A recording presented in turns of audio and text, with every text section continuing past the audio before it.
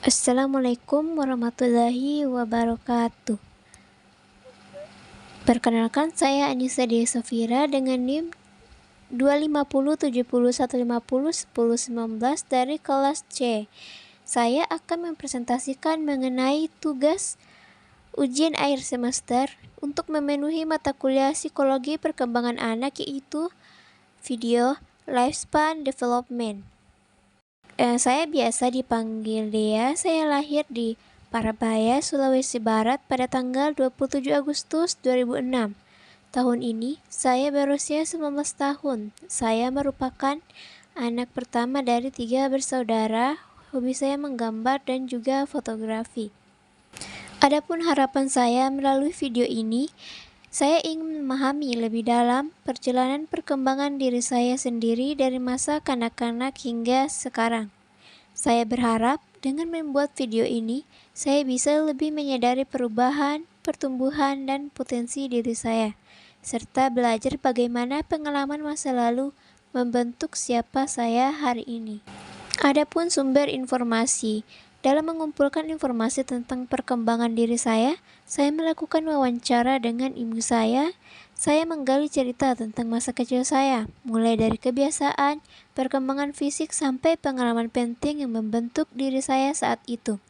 Selain wawancara, saya juga menggunakan beberapa bentuk dokumentasi untuk memperkaya data saya, yaitu beberapa foto-foto masa kecil saya yang membantu saya memahami bagaimana perkembangan saya dari waktu ke waktu. Adapun tantangannya, selama proses pengumpulan data, saya menghadapi beberapa tantangan. Salah satunya adalah informasi yang sudah terlupa oleh ibu saya, sehingga tidak semua detail bisa didapat secara lengkap. Tantangan lain adalah mencocokkan cerita dengan dokumentasi yang kadang tidak terlalu lengkap. Meskipun begitu, saya tetap berusaha menggabungkan semua sumber untuk mendapatkan gambaran perkembangan diri saya secara lebih utuh. Berikutnya yaitu kondisi prenatal dan proses kelahiran. Pertama, kondisi prenatal. Berdasarkan wawancara dengan ibu saya, masa prenatal saya berjalan dengan baik tanpa keluhan yang berarti. Ibu tidak mengalami mual berlebihan hanya sekali di awal kehamilan. Nutrisi ibu juga terpenuhi sehingga kebutuhan janin tercukupi dengan baik. Ibu rutin melakukan pemeriksaan ke puskesmas dan bidan untuk memantau kondisi serta posisi janin, terutama karena ini adalah kehamilan pertama. Yang kedua itu proses kelahiran. Saya lahir melalui proses persalinan normal, ditolong oleh dukun beranak, berpengalaman dan bidan. Prosesnya berjalan lancar. Saya lahir sehat dengan berat 3,5 kg dan ibu juga dalam kondisi stabil setelah persalinan. Saya lahir di rumah nenek saya di Lapeo. Adapun analisis teori. Yang pertama, kondisi prenatal saya dapat dijelaskan dengan beberapa teori perkembangan anak, yang itu pertama, teori maturasi Arnold Gesell. Teori ini menekankan bahwa perkembangan anak dipengaruhi oleh proses biologis yang terjadi secara alami, karena ibu berada dalam kondisi sehat dan nutrisi janin tercukupi. Proses maturasi sistem saraf dan organ saya kemungkinan berkembang optimal selama masa prenatal. Yang kedua itu teori epigenetik, faktor biologis dan juga lingkungan. Teori ini menjelaskan bahwa kondisi lingkungan ibu seperti stres dan kesehatan fisik dapat memengaruhi perkembangan janin. Karena ibu tidak mengalami stres berat dan tidak memiliki komplikasi, faktor epigenetik negatif dapat diminimalkan, sehingga perkembangan saya berjalan stabil. Yang ketiga yaitu teori ekologis Brenner. Lingkungan prenatal termasuk dalam mikrosistem, yaitu lingkungan terdekat yang langsung memengaruhi perkembangan individu. Pemeriksaan rutin ke puskesmas dan bidan merupakan bentuk dukungan lingkungan yang positif. Lingkungan kesehatan yang baik membantu memastikan perkembangan janin aman dan terpantau. Yang keempat yaitu teori perkembangan Erikson, dasar kepercayaan atau trust. Erikson menjelaskan bahwa rasa aman dasar pada bayi dimulai dari kondisi fisiologis yang stabil sejak lahir. Karena proses kelahiran saya normal dan tanpa komplikasi, hal ini menjadi dasar rasa aman biologis yang mendukung perkembangan psikososial pada tahap awal.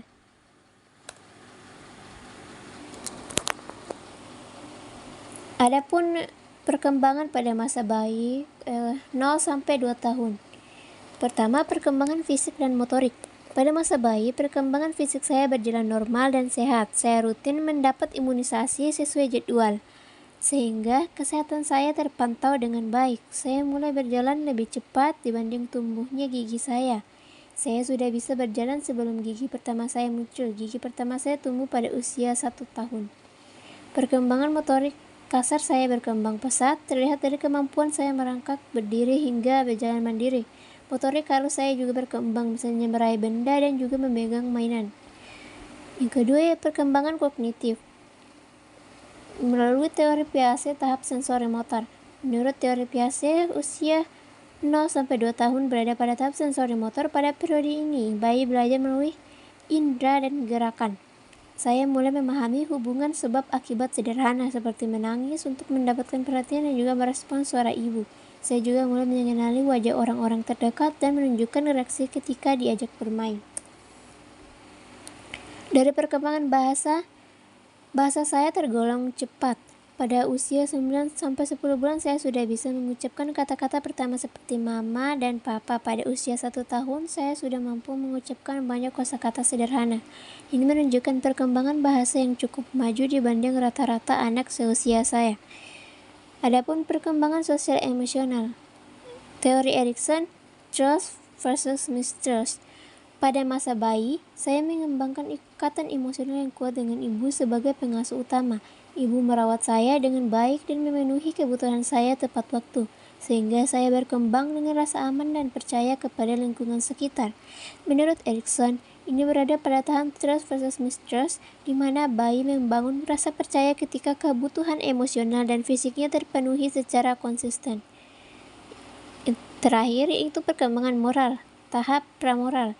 Di usia 0-2 tahun, moral bayi masih berada pada tahap pramoral, yaitu belum memahami konsep benar dan salah. Perilaku yang muncul murni berdasarkan kebutuhan biologis seperti lapar, kenyamanan, dan perhatian. Namun, respons positif dari orang tua mulai membentuk dan dari dasar-dasar regulasi emosi dan perilaku. Kesimpulannya, pada masa bayi, saya berkembang secara optimal dan sehat. Asupan nutrisi, lingkungan yang aman, imunisasi yang lengkap, serta respons pengasuhan yang baik berperan penting dalam membentuk perkembangan fisik, bahasa, sosial, dan emosional pada masa awal kehidupan saya. Selanjutnya, masa anak-anak awal 2-6 tahun. Yang pertama itu perkembangan fisik dan motorik. Pada masa anak-anak awal, perkembangan fisik saya berlangsung normal. Saya sudah berjalan sebelum gigi saya tumbuh dan gigi pertama saya muncul saat usia 1 tahun. Di usia 2-6 tahun, saya termasuk anak yang aktif. Saya sering ikut ibu ke pasar, senang berlari, bermain, dan melakukan aktivitas melatih motorik halus seperti menggambar menggunakan lipstik atau pensil alis ibu di dinding rumah. Yang kedua, perkembangan kognitif, yaitu teori Piaget pada tahap praoperasional. Menurut Piaget, usia 2-6 tahun berada pada tahap praoperasional yang ditandai dengan munculnya simbol dan imajinasi. Hal ini terlihat dari kebiasaan saya menggambar, bermain peran bersama teman, dan kemampuan saya dalam memahami instruksi sederhana. Saya juga mulai menunjukkan rasa ingin tahu terhadap lingkungan sekitar, misalnya bertanya tentang warna, bentuk, dan nama benda. Adapun perkembangan bahasa. Bahasa saya berkembang sangat cepat. Saya mulai bicara jelas pada 9-10 bulan dan di usia 1 tahun saya sudah bisa mengucapkan banyak kosakata. Ketika berusia 2 tahun, saya sudah pandai berbicara, mengenalkan diri dengan nama lengkap, dan mampu bercakap-cakap dengan anak tetangga. Saya tergolong cerewet dan ekspresif. Yang berikutnya, perkembangan sosial emosional, teori Erikson, inisiatif versus goal. Di usia ini, saya aktif bermain dengan teman sebaya, terutama tetangga dan teman TK. Saya senang berinteraksi, mudah beradaptasi, dan tidak mengalami kesulitan dalam pergaulan. Saya sering diajak ke pasar oleh ibu dan mulai belajar berani menjawab pertanyaan orang dewasa, seperti menyebutkan nama saya sendiri. Ini sejalan dengan tahap Erikson, yaitu inisiatif versus goal, di mana anak mulai berinisiatif mencoba hal-hal baru. Yang terakhir itu perkembangan moral, teori Kolbe, tahap prakonvensional. Pada tahap ini, pemahaman moral saya masih sederhana. Saya memahami aturan dasar seperti tidak boleh berbohong dan tidak boleh merusak barang, meskipun tetap melakukan hal-hal khas Seperti anak pada umumnya, seperti menggambar di tembok, perilaku ini sesuai dengan tahap prakonvensional, yaitu melakukan sesuatu berdasarkan konsekuensi, itu dipuji jika patuh, dimarahi jika melanggar. Yang terakhir yaitu masa anak tengah dan akhir, 6-12 tahun. Pertama, perkembangan fisik. Memasuki usia sekolah dasar, perkembangan fisik saya berlangsung stabil. Saya terus bertumbuh dengan baik, aktif bermain, dan mampu melakukan aktivitas motorik seperti berlari, bermain bersama teman, dan menggambar di kelas. Yang kedua, perkembangan kognitif. Teori Piaget pada tahap operasional konkret. Pada periode SD, saya mulai memasuki tahap operasional konkret. Saya lebih mudah memahami pelajaran, mampu berpikir lebih logis, dan cepat menangkap materi yang diajarkan. Saya paling senang pelajaran seni menggambar dan sering diminta guru untuk menggambar di dinding kelas. Saya juga mengikuti beberapa lomba menggambar. Kemudian perkembangan bahasa, kemampuan bahasa saya semakin matang. Saya mampu membaca, menulis, memahami teks pelajaran, dan mengungkapkan pendapat dengan jelas. Saya dapat memahami instruksi guru dengan baik dan mampu mengerjakan tugas secara mandiri. Berikutnya itu perkembangan sosial emosional. Teori Erikson, industri versus inferiority. Di usia SD, saya aktif bermain dengan teman, memiliki kemampuan sosial yang baik, dan tidak mengalami masalah perilaku di sekolah. Saya mendapatkan dukungan dari mama yang mengantar saya pada masa awal sekolah. Karena perkembangan akademik saya baik, saya merasa percaya diri di lingkungan sekolah sesuai dengan tahap Erikson, industri versus inferiority, di mana anak merasa kompeten ketika berhasil. Terakhir yaitu perkembangan moral callback pada tahap konvensional.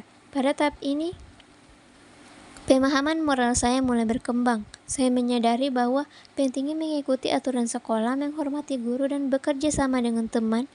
Saya memahami bahwa berbuat baik bukan hanya karena takut dihukum, namun karena ingin menjadi anak yang baik dan diterima dalam lingkungan sosial.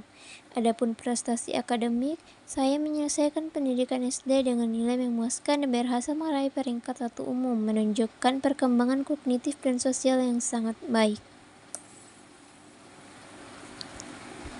Kemudian refleksi. Melalui proses pembuatan video ini, saya belajar banyak mengenai diri saya sendiri sejak masa prenatal hingga usia sekolah. Saya menyadari bahwa perkembangan saya cukup sehat dan stabil berkat perawatan ibu sejak saya masih dalam kandungan. Saya juga mengetahui bahwa sejak kecil saya ternyata aktif, cepat berbicara, dan memiliki ketertarikan kuat pada seni menggambar. Hal ini membuat saya lebih menghargai perjalanan hidup saya dan menyadari bahwa setiap perkembangan memiliki perannya masing-masing dalam membentuk diri saya sekarang. Dari berbagai teori perkembangan yang saya pelajari, teori yang paling bermakna bagi saya adalah teori perkembangan Erikson, terutama tahap trust, inisiatif, dan industri. Saya bisa melihat secara langsung bagaimana pengasuhan penuh kehangatan membuat saya merasa aman saat bayi, bagaimana dukungan orang tua membuat saya berani bereksplorasi saat anak-anak, dan bagaimana apresiasi dari sekolah membuat saya percaya diri secara akademik. Selain Erikson, teori Piaget juga sangat relevan karena perkembangan bahasa saya. Kemampuan berpikir dan minat menggambar terasa sejalan dengan tahap sensori motor, praoperasional, hingga operasional konkret. Adapun apresiasi untuk keluarga yang telah berbagi cerita. Melalui wawancara dengan ibu dan keluarga, saya merasa lebih dekat dan lebih memahami perjalanan perkembangan saya. Saya berterima kasih kepada orang tua saya yang sudah membagikan cerita, memberikan dukungan sejak saya dalam kandungan, serta selalu mendampingi proses tumbuh kembang saya. Tanpa mereka, saya tidak akan bisa memahami diri saya sedalam ini. Terima kasih telah menonton video perkembangan hidup saya dari masa prenatal hingga masa anak akhir.